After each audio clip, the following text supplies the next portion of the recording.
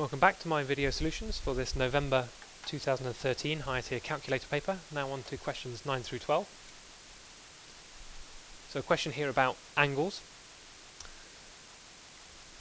Right, so we can use information here that angles at a point are going to sum to 360 degrees. Now we know that these are all identical rhombuses, so they are all regular shapes, and therefore I know that these angles are all equal. I also know these angles, 25, 25, 25 and 25. So my purple angles all add up to 100. Now subtracting that from 360 tells me that the remaining angles must add up to 260. So these remaining blue angles must add up to 260. So let's divide those 260 degrees equally between the four angles to find out that each angle is worth 65 degrees.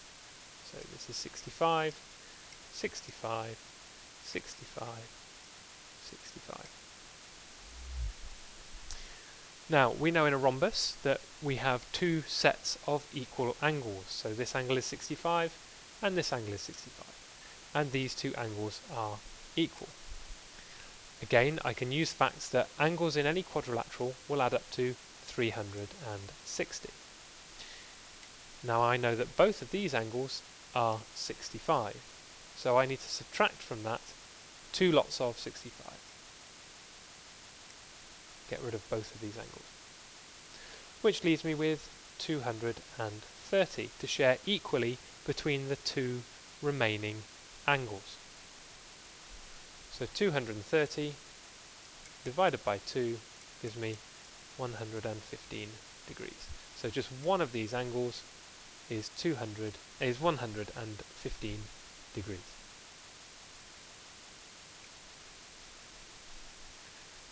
Next question on finding percentages.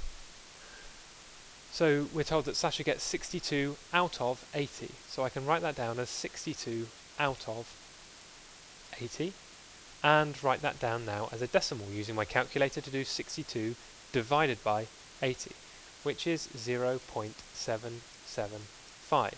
Now I know that that is the same as 77.5%. So now it's just a case of looking down in my table and seeing that she is deserved of a merit.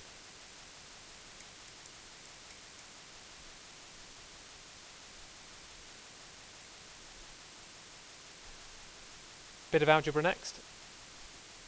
So here I have my addition law. If we can't see that, this is x to the power of 7 multiplied by x to the power of 3. My rule when I multiply is to add the indices. Next question is m to the power of 4 all cubed. My rule here is where I see indices and brackets, I multiply.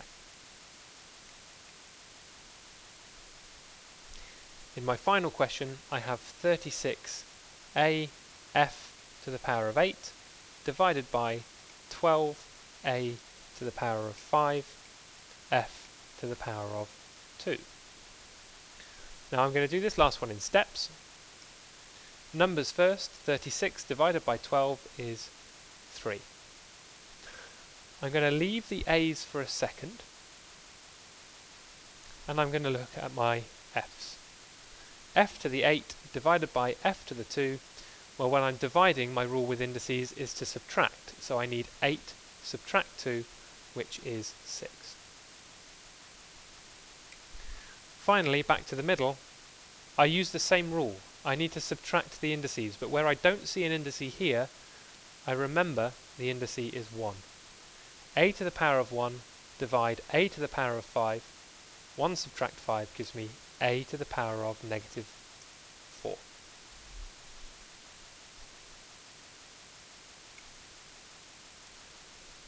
Question number 12. We should all be singing to ourselves at this point, the wheels on the bus go round and round, round and round, round and round, because we know that the circumference of a circle is pi times d.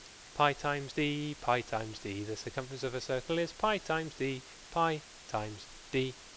So here we have pi times diameter. My diameter is 140, so I just need to multiply pi by 140. If I do that, I get 439.8229715.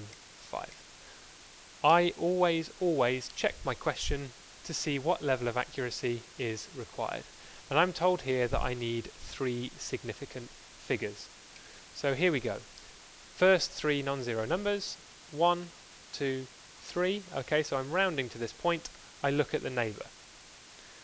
8 says to me I need to round the 9 up. Oh, but if I round this 9 up, it's going to round my 3 up. So my final answer here should be 440 centimetres. Thanks for watching. Coming up next, questions 13 through 16.